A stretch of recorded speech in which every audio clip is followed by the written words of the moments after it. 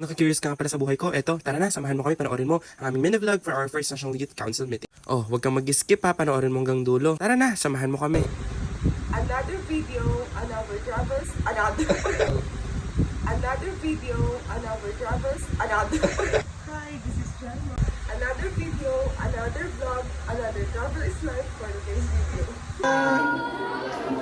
Ano nga bang sinasabi ko at may pumapalit na sa aking trono sa pag-voice over? Uy, di mo kinaya, ito nga palang part 2 ng aming mini-vlog attending our first National Youth Council meeting at Fairview Park, United Methodist Church. Siyempre, pagkarating nga pala namin dito, saktong-sakto, nagdi-dinner na sila. Kaya naman di na rin kami nahiyat. Eto, nagpalista na rin kami ng pangalan namin gamit ang voting number namin para makakapag-dinner na. Dahil nga pala medyo late na kami nakarating dito at actually pa-start na yung kanila yung aming program for tonight. Kaya naman eto, madali na lang din kami kumain kasama ulit ang TARP. After namin kumain na eto, hinatid na nga pala kami sa aming room kung saan kami matutulog. Parang siya lang nga pala nila dito, meron silang pa-elevator. Huy, di mo kinaya. Nga pala namin mga gamit sa room guys, eto bumaba na rin kami. Nagbihis nga pala kami at naghilamos ng Novera. Nga pala nag-start na yung opening worship dun sa loob ng church. Sama si Kuya JP, bumaba na kami ng room at eto nag-start na nga ang praise and worship. Eto nga pala, ma-flex sa ID natin. This is our annual ID. This will be our ID for this NYC.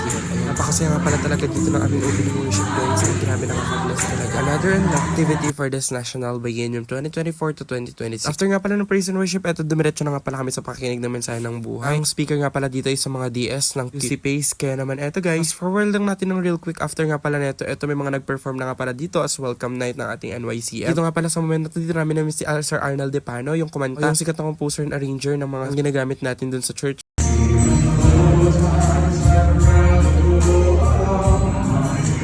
O diba ayan, may paklip pa tayo ng kanyang video. After nga lang din pala ng welcome night namin guys, ito nag-start na nga pala ang aming session. Na-curious kayo kung anong ginagawa namin sa first NYCM. Dito nga pala guys, report ng activity yung ating mga annual conference. And at this moment nga pala guys, ito binubuo nga pala yung aming conference bar dito at medyo natagalan nga pala sa pagbuo pala ng conference bar dahil sobrang daming motion at amendment. Pero again guys, napakarami ko talaga natutunan sa part na to as president of the annual conference. Kasi nga pala yung mga natutunan ko pwede ko magamit sa aming AC. Tapos at this moment nga pala, ito nga pala sabi ni Ate Kim mag-motion daw siya kaya naman video ko siya. Yan nga pala si Ate Kim, ang isang execom from Tarlac Philippines Annual Conference at andito naman si Kuya Renzer, siyang nakayalo sa tabi namin. Siya naman yung president ng TARPAC. Fast forward lang natin ulit. Ito na nga pala nasa announcement na nga pala pa kami at malapit na nga pala matapos ang program for tonight at kailangan din na nagpahinga dahil medyo pagod niya din pala kami sa biyahe. Pero after nga pala namin mga session dito ang announcement, ito pinuntahan muna namin yung room nila Ate Han. Dahil wala nga pala yung room ng mga lalaki at mga babae. Ito pag-akyat namin sa 4th floor, ito yung mga room nila. Or I should say yung room nila at ito yung tutulugan nila. Dito nga pala sila sa sahig. At nagpapakonsensya nga pala sila kung di daw ba kami aawa sa kanila dahil nga pala sila lang din nakahiga sa sahig. Sabi ko nga kayang-kaya na nila yan. Sanay-sanay lang din naman. So, after lang din pala nun, din ako nakapag-video kung paano kami natulog. Naman eto, nasa dito na tayo. Ito nga pala to guys, required nga pala kayo magsuot ng black shirt. Pero eto si Kuya Joshua, ang aga nga pala nagising kasama niya si Kuya Renzer. Samantalang kami, eto ni Kuya JP at hindi pa nakakaligo kasi nga pala medyo pila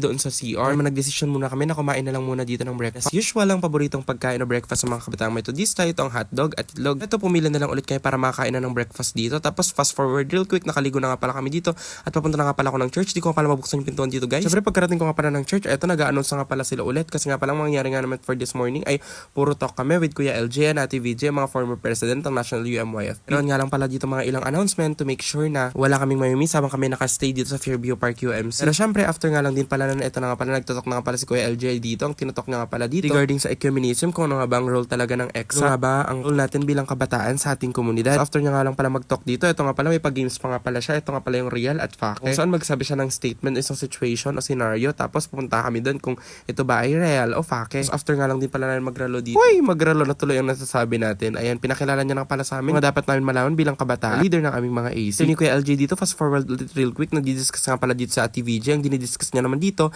ay yung CBL, parliamentary procedure. Ang kanina pala nagdi-discuss, ito nga pala, meron bulong kanina sa likuran ko, si Ate Ira nga pala yun, tinatanong niyo kung mag-order ako ng kape. Di na pa-order ako. Sarap nga naman pala siya guys. Nga pala, after nga pala nung session dun sa loob ng church, ay dito na nga pala ulit kami, nagla-lunch na guys. Siyempre, tulad ng nakagawian, tuloy ang pila para makakain ng lunch for our day 2. Nga pala, kaway-kaway sila dito, kaya naman shoutout na natin dyan ang mga taga TARPAC, meron din dyan taga Hypac. Siyempre, mga cutie babies ng Cellpac. Ayan nga pala si Kuya JP, si Ate JM, si Ate Heart, si Ate Hanilu, si Ate Pauline, si Ate Kim, tapos si Kuya Joshua, ang aming secretary. Edi ayan, mabubusog na naman kami for this lunch. Kaya naman after nga pala mag-lunch dito, nagtuloy-tuloy kami sa aming activity. Dito na nga pala mag-session ngayon. Siyempre, bago ulit mag-start ang aming session, napakaraming group dynamics na icebreaker na pinagawa sa amin na for sure na magagamit namin sa mga annual conference. So, ibang natutunan namin group dynamics dyan, i-share namin sa aming AC, sa aming paparating na leadership training. At nagbiro nga pala si Ate Ira dito. di ba? Pakasaya nga pala talaga namin talaga dito guys, and very unforgettable experience nga pala talaga ito. Nakanta nga pala namin sa part na to guys ay yung Bind Us Together Lord, Bind Us Together Lord. Huy, kumanta pa nga, di mo kinaya. Di abang nag-group dynamics kami dito, nag-i-enjoy nga pala kami kasi nga pala nagkakalito-lito kami pamang bumibilis yung aming mga step. Nga pala mapapansin nyo, naka-black nga pala kami lahat kasi nga pala suggested attire dito ay color black sa delegates ng NYCM. Kaya naman sa mga annual conference ko dyan, kapag nagganto rin tayo, baka sana naman makinig din kayo suggested attire natin. Huy, pakinggan nyo muna yung kanta namin ha, makinig kayong mabuti.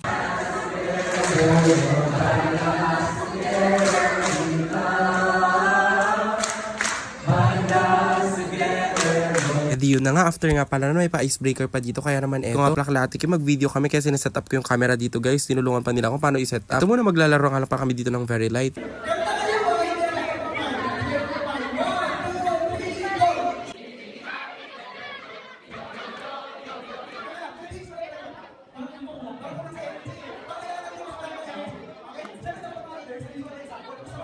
Ito na nga guys, di naman halatang nag-i-enjoy nga kami pala sa laro dito guys. And ito, napakasaya nga pala namin kasi nga ba, habang tumatagal nga pa yung laro, bumibilis yung aming galaw dito. Kaya naman ito, super enjoy talaga kami. May pinalampas ang pagkakataon na to para makuha na nito ng video. Kaya naman ito, kasama sa ating vlog, itong mga ginagawa namin. Nga pala sa tuhod, sabi naman nila ko LG dito, subukan naman natin sa sakong ng paa. Hindi ko na rin nga pala talaga mahalala kung sakong ba talaga ang tawag dyan. Basta sa paa naman kami. Kaya naman ito, napakasaya nga pala kasi hindi namin alam kung makakayuko ba talaga kami ng maayos, makakatalo. Naman guys, syempre di kami sumuko, mga leaders tayo. Kaya naman laban lang. Uy, di mo naman talaga kinaya itong mga salpak at tarpak to leaders. After nga pala na, ito na nga pala tayo sa ate. O, di mo kinaya.